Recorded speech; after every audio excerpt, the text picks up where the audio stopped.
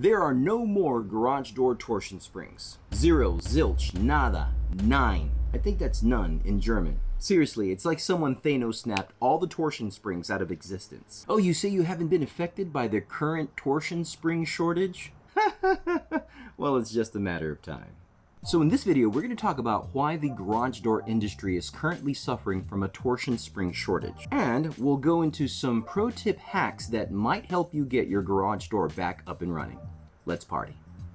So why is there a shortage in garage door springs? Well, the simple answer is the pandemic, but at the same time, the garage door industry was just not prepared for the plant closures, the supply shortages, and the economic repercussions that followed.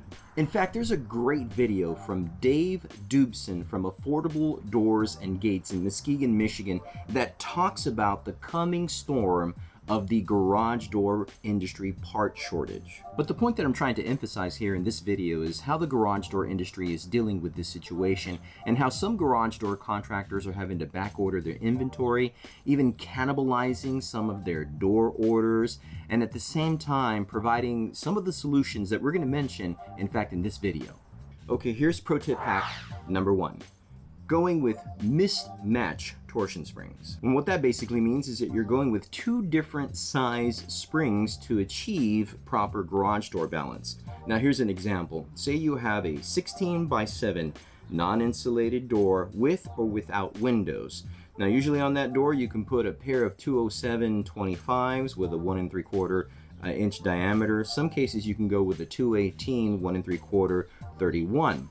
But if you have to mismatch the springs, then perhaps maybe you could go with a 207 25 or perhaps a 26 and then go with a 218 29. Now, as a word of caution, you're going to want to make sure that you know what springs you have for your garage door. And at the same time, if you go with a spring that is just too off or too big in size, you could totally throw off the balance. So again, this is a pro tip hack. By no means should this be considered the optimal solution.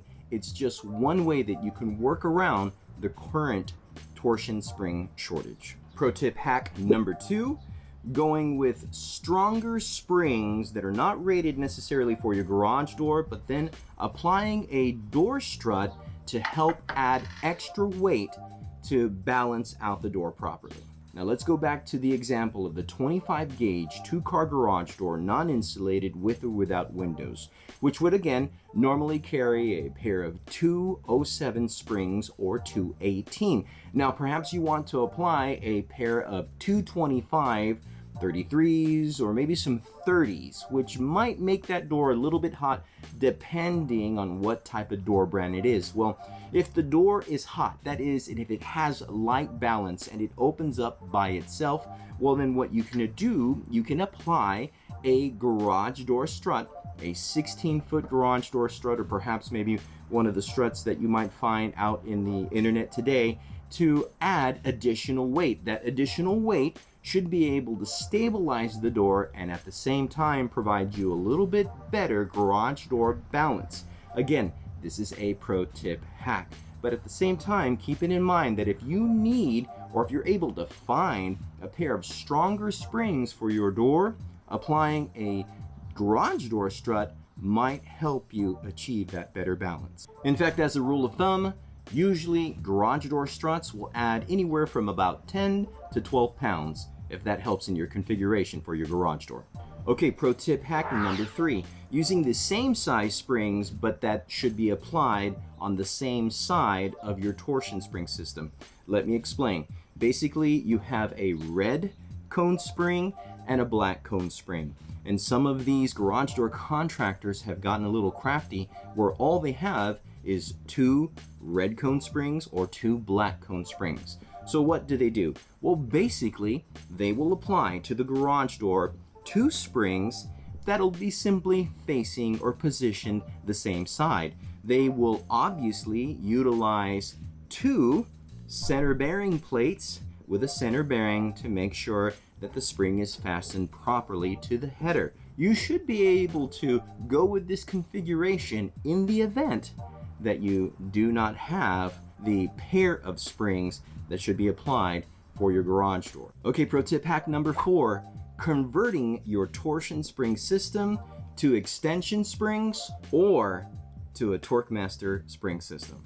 This is so funny to me because most garage door contractors do not want to revert from torsion springs over to extension springs or TorqueMaster spring systems. They just don't want to hassle with it. In fact, in my area, I am one of the few contractors that works with TorqueMaster, and quite frankly, it's allowed me to stay afloat in my business. So keep in mind that when you're wanting to revert to a TorqueMaster spring system, you want to make sure that you're dealing with a Wayne Dalton door or a door that can be configured for a TorqueMaster plus spring system. And although extension springs are older technology, it still can be applied to most doors. You're just going to have to do a lot more work to apply the cables, the pulleys, all of the different aspects to extension springs that, in my professional opinion, I would much rather deal with TorqueMaster. Going with the TorqueMaster plus spring system might be the better route. I mean, right now, we don't know when we're going to get springs. So if you're able to get a TorqueMaster plus spring system and you're needing help on how to install it, I'll leave a link to my video right here that can provide you some pro tips on how to do that. Okay, pro tip hack number 5. And so we're going to go back to the example of the 25 gauge 2-car garage door, non-insulated with or without windows, which normally would carry a pair of springs. But usually those doors, especially when builders put up these track homes, they applied one single spring.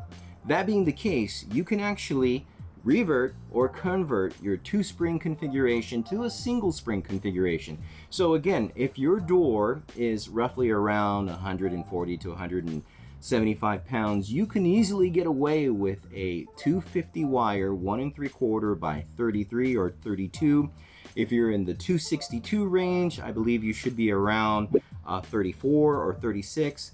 The point being is that when you're looking at converting from 2 springs to 1, you can go with this type of configuration for this non-insulated standard builder cookie cutter type door. Of course, that does not apply to all doors, because if you have a steel back insulated door or if you have a special type of custom door, you're just going to have to wait until those springs are available. Okay, so some final thoughts. Now, when is the torsion spring shortage going to end?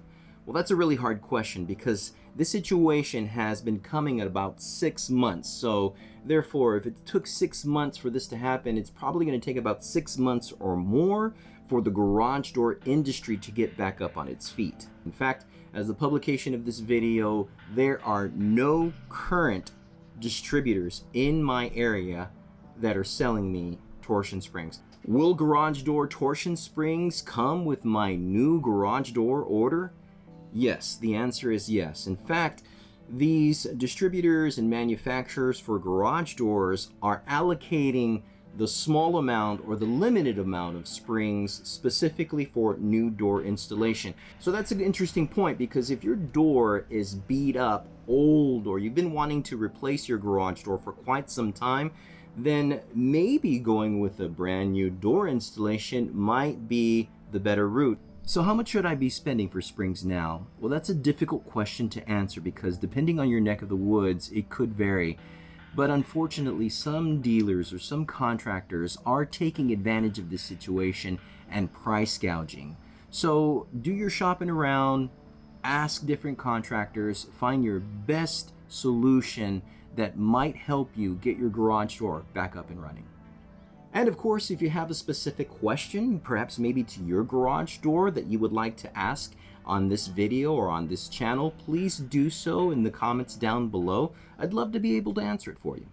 So if any of these pro tip hacks that might get your garage door back up and running sounds like a party to you, well then please check out one of the links in the description below. And of course, the pro tips, techniques, and ideas in these videos should not be considered law or infallible. Why, party people? Because I am nobody. I want to thank you so much for watching this video and partying with me. Please now check out this other video right here that can provide you more pro tips and tech reviews for all your residential garage door needs. And as always, y'all stay safe.